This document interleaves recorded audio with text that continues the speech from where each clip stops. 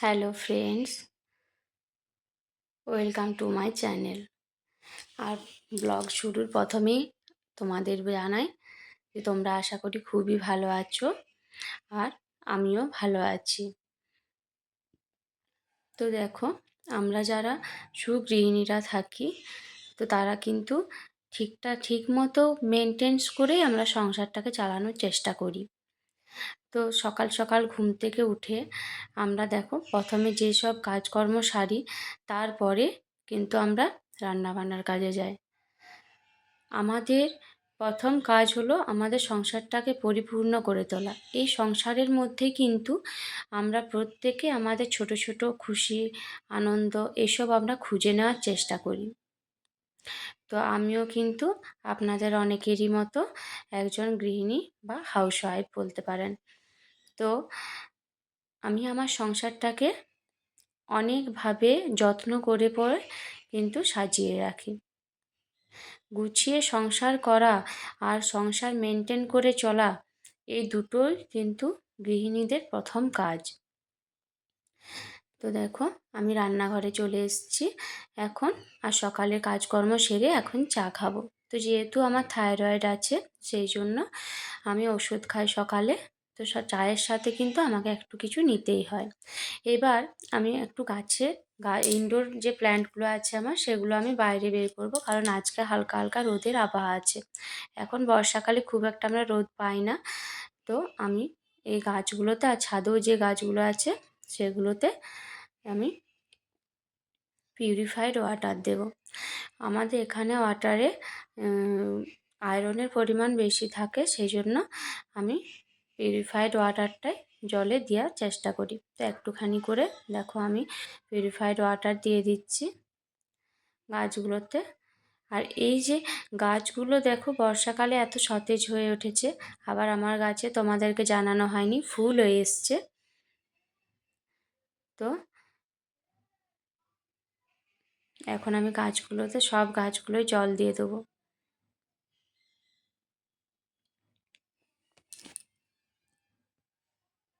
আর আমরা কিন্তু চেষ্টা করি যাতে সকাল সকাল সব কিছু কাজকর্ম সেরে নেওয়া যায়।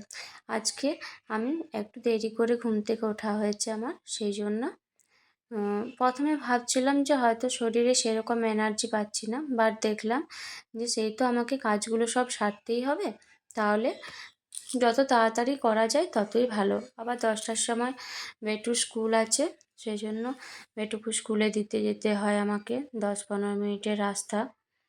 তো সকাল সকাল আমি ঝটপট করে কাজগুলো সেরে নেওয়ার চেষ্টা করছি। দেখো, আমরা যারা হাউসওয়াইফ তাদের কিন্তু কোনো ডেইলি রুটিনের কোনো ছুটি নেই। আমাদেরকে নিজেদের মতো করে নিজেদের সমস্ত কিছু কাজকর্ম গুছিয়ে নিতে হবে। তাই সময়ের কাজ সময়ে করে নেওয়াই ভালো। আর যত তুমি বাড়ি ঘর, রুম, বিছানা এসব যত পরিষ্কার পরিচ্ছন্ন রাখবে, ডেইলি মেনটেন করলে কিন্তু সেগুলো অনেক সহজ হয়ে যায়।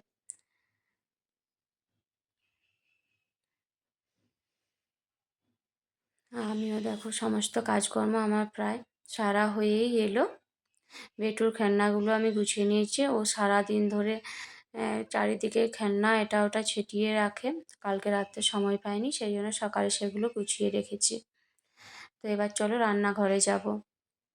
দেখো, রান্নাঘরে ঢুকে ফার্স্ট কাজ হলো জল ভরে নেওয়া। সকাল থেকে যতটা সম্ভব বেশি পরিমাণে জল ভরে রাখি সারাদিন, যাতে সেগুলো চলে যায়।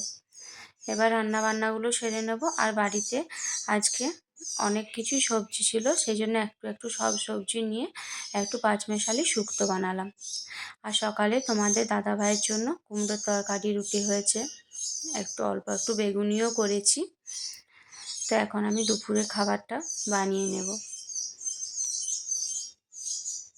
আর সকালবেলায় যদি রান্নাবান্না সব সেরে নেওয়া যায়, তাহলে কিন্তু অনেকটা টাইম নিজের জন্যও থাকে, তখন একটু রিল্যাক্সের সময় থাকে, একটু আমরা ভিডিও এডিটিং করতে পারবো, একটু অন্য ফোন টোন কিছু দেখতে পারবো, বা আলাদা কিছু যেগুলো ভালো লাগার মতো কাজ সেসব কাজকর্ম করতে পারবো।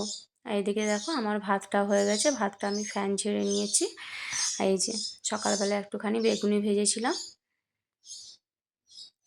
তো আজ কী কী রান্না করলাম সেগুলো তোমাদের দেখিয়ে দিই। আলু ভাতে হয়েছে, আর এখানে সকালে কুমড়োর তরকারিটা একটুখানি রয়ে গেছিলো, এটা আছে। আর এই যে শুক্তো বানিয়েছি, আর এখানে দেখো সোনামুগের ডাল বানিয়েছি, আর একটু বড়া ঝাল দিয়া করেছি। তো এই খাবারগুলো করেছি। আর এখন জামা কাপড়গুলো আশা করি শুকিয়ে যাবে। তো এখন বর্ষাকাল যেহেতু শাড়িগুলো শুকিয়ে যায়, জামাগুলো খুব একটা শোকায় না, সেই জন্য জামা কাপড় তুলে আনলাম। আর এবার রান্নাঘরটা ডিপ ক্লিনের কাজে ঢুকে পড়েছি। এবার রান্নাঘরে কাজকর্ম সব সেরে একেবারে বেরিয়ে পড়ব।